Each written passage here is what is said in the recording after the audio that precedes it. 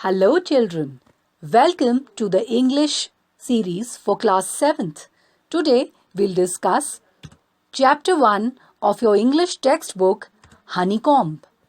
Name of the chapter is Three Questions, written by Leo Tolstoy. Children, when you start a chapter, you should always follow 3 steps.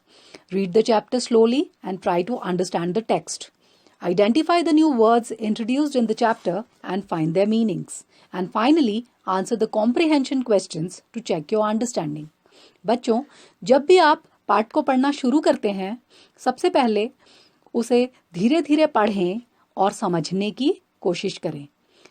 इसके बाद नए शब्दों को पहचानें और उनके अर्थ खोजें. अंततः प्रश्नों के उत्तर देने का प्रयास करें और देखें कि आप पाठ को कितना समझे हैं. So here's your chapter 3 questions. You can pause the video and zoom to read the text, or if you have the book, you can read it from there. Now let us discuss the summary of the chapter. Once there was a king who thought that to be a successful ruler, he must know the answers of 3 questions. एक बार एक राजा था जिसने सोचा कि सफल शासक बनने के लिए उसे 3 प्रश्नों के उत्तर अवश्य जानने चाहिए. The questions were: First, what is the right time to begin something? किसी कार्य को शुरू करने का सही समय क्या है? Second, which people should he listen to? उसे किन लोगों की बात सुननी चाहिए? And third, what is the most important thing for him to do? उसके लिए सबसे महत्वपूर्ण करने योग्य कार्य क्या है? The king sent messengers in all directions to find people who could answer these questions. राजा ने सभी दिशाओं में अपने दूतों को उन लोगों को खोजने के लिए भेजा जो उसके प्रश्नों के उत्तर दे सकते थे. Many wise men came, but he was not satisfied with their answers as they were all different from each other. कई विद्वान आए किंतु राजा उनके उत्तर से संतुष्ट नहीं हुआ क्योंकि वे सब एक दूसरे से अलग थे. At last he decided to seek consultation of a wise hermit who lived in the jungle. अंततः उसने एक विद्वान सन्यासी से सलाह लेने का निर्णय लिया जो जंगल में रहता था. The king asked the hermit to answer his 3 questions, but the hermit didn't pay attention. He kept on digging the ground. राजा ने सन्यासी से अपने 3 प्रश्नों का उत्तर देने को कहा, किंतु सन्यासी ने उसकी बात पर कोई ध्यान नहीं दिया और वह जमीन की खुदाई करता रहा. The hermit was tired, so the king continued digging till evening. सन्यासी थक चुका था, इसलिए राजा ने उसका खुदाई का कार्य करना शुरू किया और शाम तक वह उसे करता रहा. After completing the work, the king again asked the hermit to answer his 3 questions. काम पूरा होने के बाद उसने फिर सन्यासी से अपने प्रश्नों के उत्तर देने को कहा. Just then, a wounded man came running towards them and fainted. तभी वहां एक घायल आदमी दौड़ता हुआ आया और बेहोश हो गया. The king cleaned his wound and gave him first aid, thus saving his life.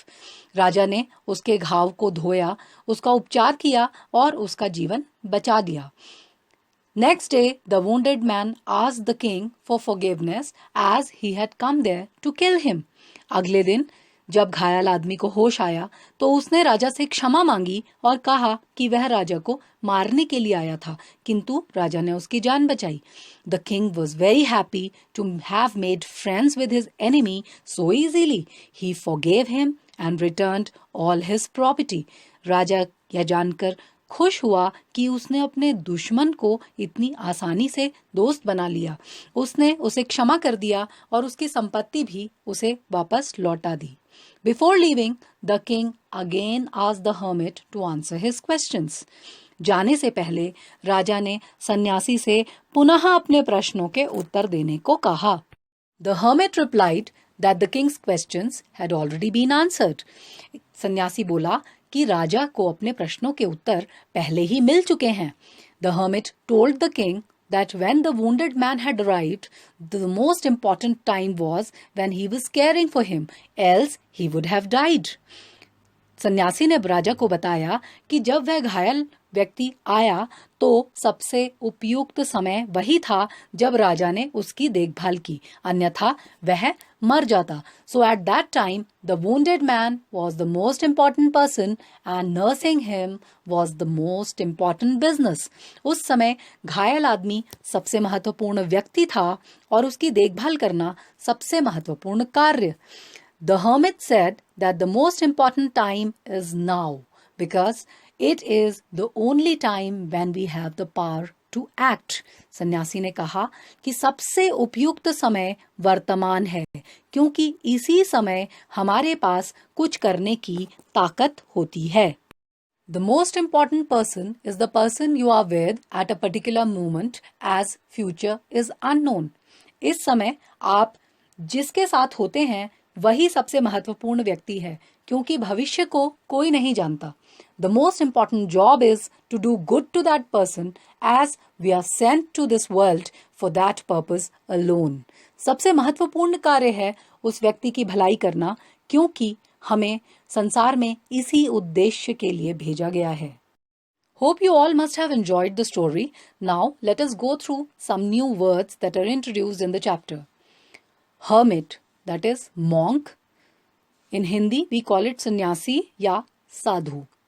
Council, that is a group of people chosen to give advice.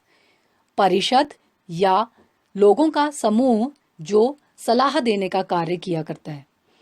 Necessary, that is essential. In Hindi we call it आवश्यक.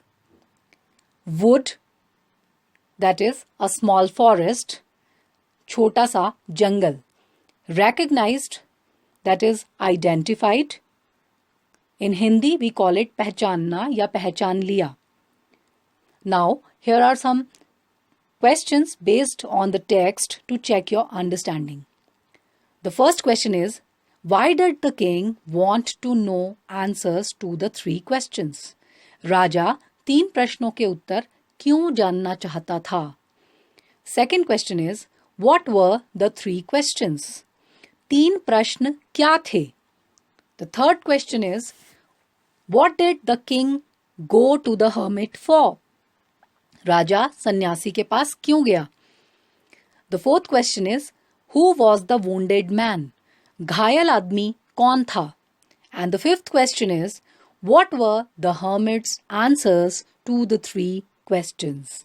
सन्यासी ने 3 प्रश्नों के क्या उत्तर दिए? बच्चों, आप इन प्रश्नों के उत्तर ढूंढने का प्रयास करें. अगले वीडियो में इनके उत्तरों पर चर्चा करेंगे. Bye bye.